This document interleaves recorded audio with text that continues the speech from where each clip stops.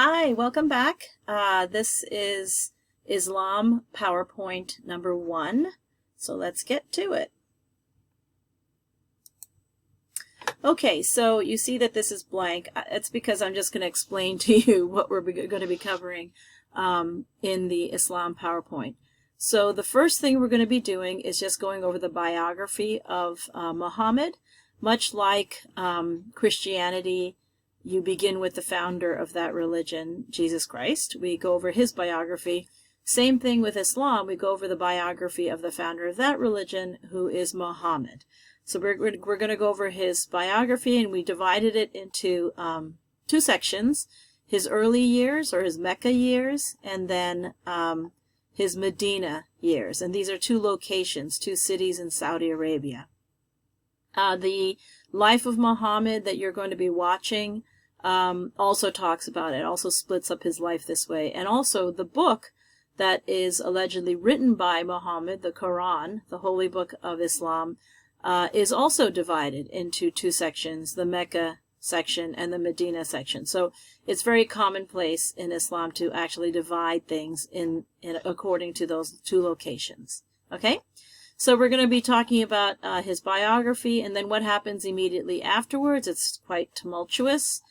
Then we'll be talking about the middle period of Islam, which is really the spread of Islam throughout the Middle East, and then actually all the way into India and Southeast Asia, and then also North Africa, and then encroaching upon Southern Europe.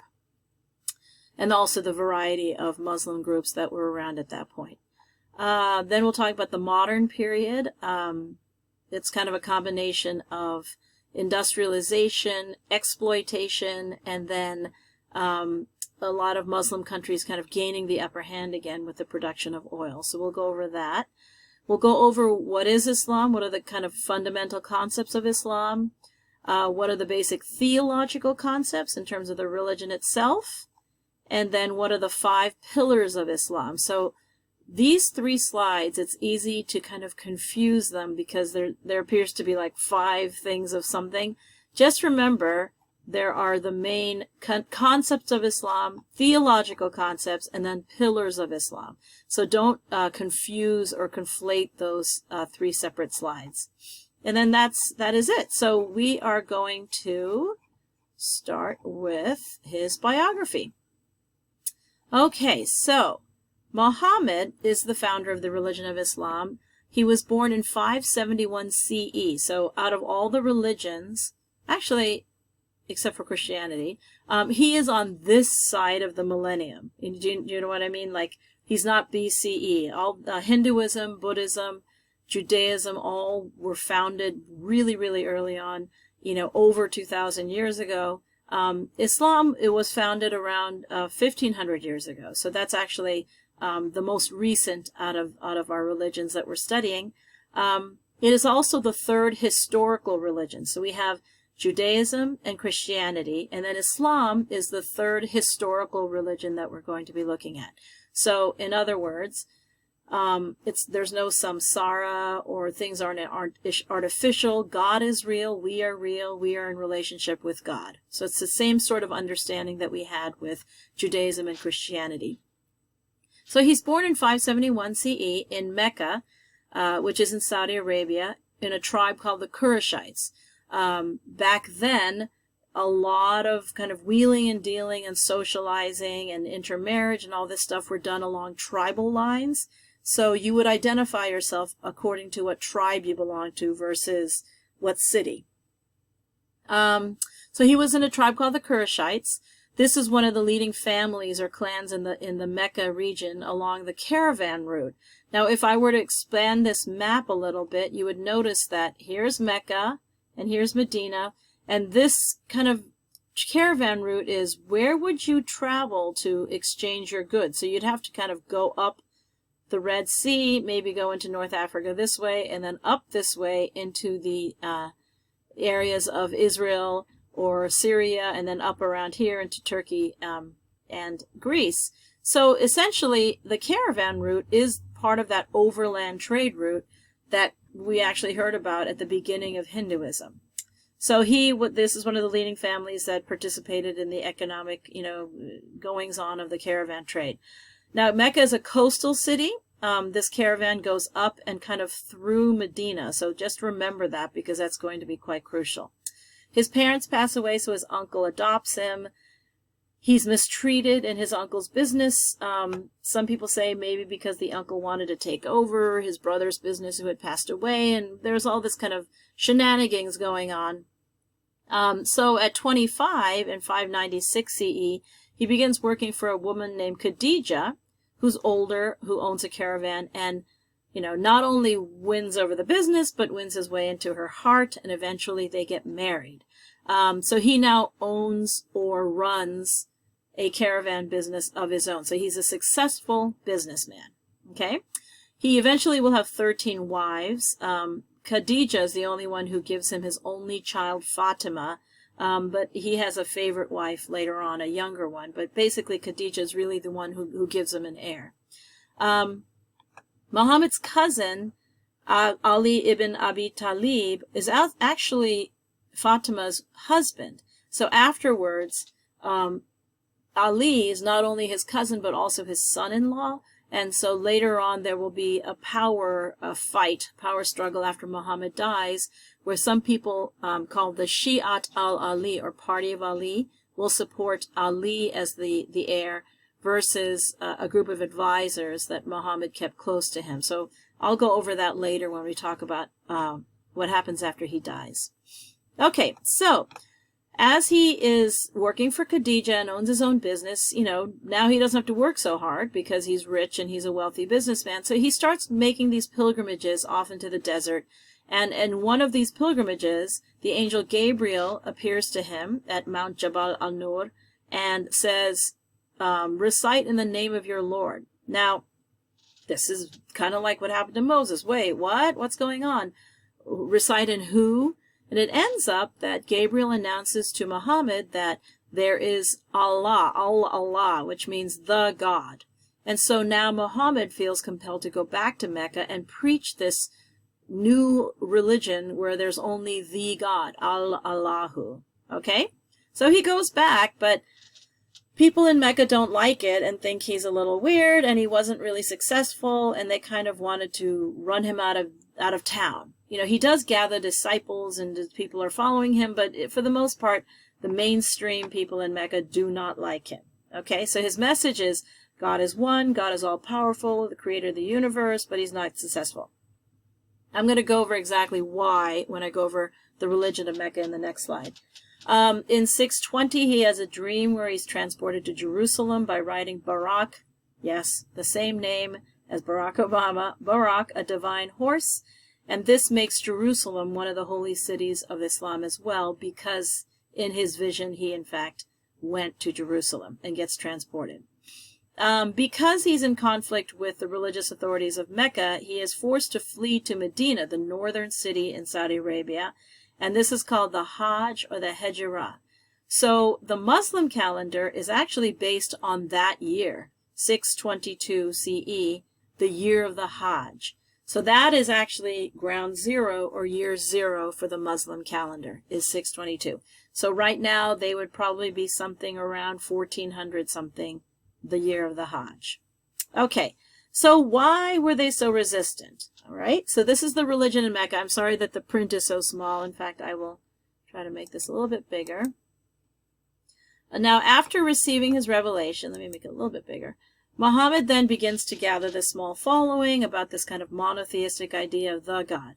Now, at the time, there were two major empires controlling the Mediterranean, called the Byzantine and the Sasanian Empire, which was based in the east. There was also a variety of religions throughout the Mediterranean, among them Christianity, which the Byzantine Empire was trying to spread, Judaism, Zoroastrianism, which has its roots in Persia and was probably brought over by the Sasanians, and a number of polytheistic religions.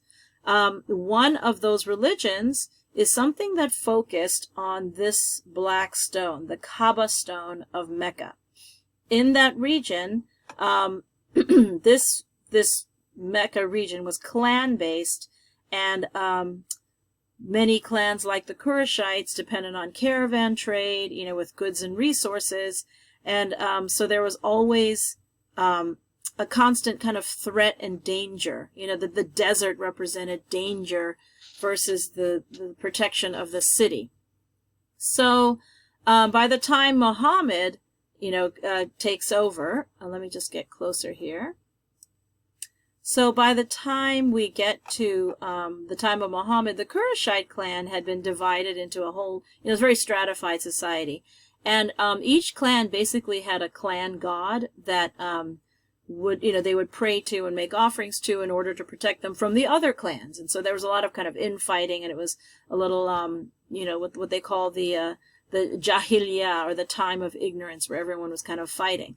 So it was essentially a polytheistic religion, where the center of it was that black cube, the Kaaba stone, and then there were a bunch of Meccan priests and cultic, functionaries that were in charge of doing rituals and stuff like that to the various clan gods. So along comes Muhammad. He comes in and says, "Oh no, we're not infighting. We're not fighting amongst each other with all of these gods fighting amongst each other, and in order to see who is like dominant or supreme amongst our clans. There is only one God, one monotheistic God." And he started to condemn all of this kind of worship that went against anyone's family's interests. I mean, we're just fighting and fighting and fighting, and then our gods, our representative clan gods, are fighting and fighting and fighting. So he said, "Oh no, we should do away with all of that. And this, it's all based on economy and infighting. That way, we should all just worship the one God."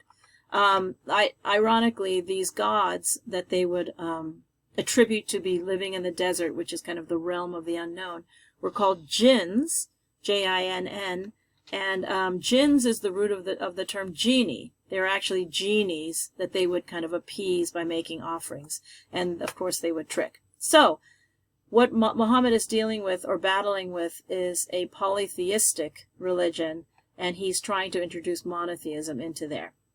So after the Hijrah, he escapes to Medina, and you can look at that from the earlier slide. And there, the Medinese actually realized that, boy, this guy knew what was going on in Mecca, and would be very handy, because Medina and Mecca were always fighting.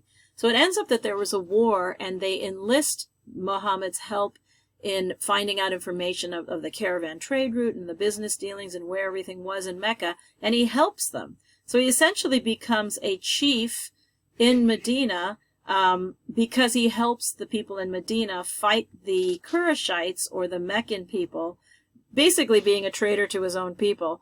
And he essentially helps them win over the people in Mecca. One way that he figured out how to do it is to block off all trade from Mecca. Remember the overland trade route? He said, if we block all trade from Mecca, basically you're going to starve them out. And that's what he did, because of this economic stronghold. So he's pretty smart in terms of business, and pretty savvy about that. He quickly becomes the leader of the Medinese people and institutes a bunch of reform. Remember, this is very chaotic and a lot of in-clan fighting. He essentially institutionalizes his religion, Islam, and makes it the state religion in Medina. And then, of course, because they conquered Mecca, by extension, Mecca. So essentially, Saudi Arabia at that point becomes a Muslim country, because he institutes Islam in order to establish law and order. He establishes Islam as the state religion. So now, here's a variety of things that he actually put into place. Friday would be the Sabbath. The minaret is a type of building that has a tall tower where you would do a call to prayer. He institutes Ramadan. I'll let you take a look at all of these. They're supposed to pray 5 times a day towards the holy city of Mecca, because that's where he started the religion. And everyone would have to do a pilgrimage. Some of these are also included in the 5 pillars of Islam. I will explain the notion of jihad later on, but he also introduces that idea as well. Variety of things happened after that. He makes a treaty with Meccans in Mecca. He appropriates the black Kaaba stone and makes it kind of the pilgrimage point for the religion. And he incorporates Christians and Jews into Islam as well by instituting a tax.